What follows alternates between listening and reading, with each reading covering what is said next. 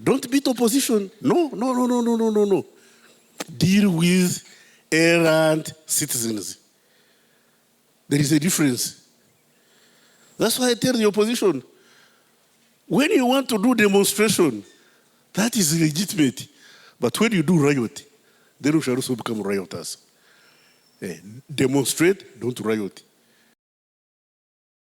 Deal with bad conduct. So Terry Chaguranyi, Terry Besije, Terry, I don't know who the other one can say, if you want to do your meeting, don't do it on the street. Don't do it in the market. Don't do it in a school. Don't do it, show him where to go. Say, if you want to make noise, go to Kororo, go and jump up and down. When you are tired, you go home. You, the police, the armed forces, the immigration, you need support of the public for you to be able to succeed. To help the public to be safe, you need public support. These are an uncomfortable indictment which you as police leaders must address in a more profound way.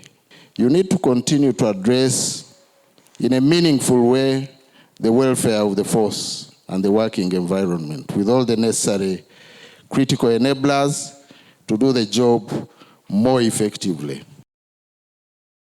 Those that are there, the maintenance is limited because of the budget. Fuel, sir, is another area. We have challenges in fuel, but our population needs patrol vehicles to be on the road, to the extent that now we can't even afford 3 liters a day for a vehicle. But yet you need to work. You are deploying an officer, you are deploying officers in the field.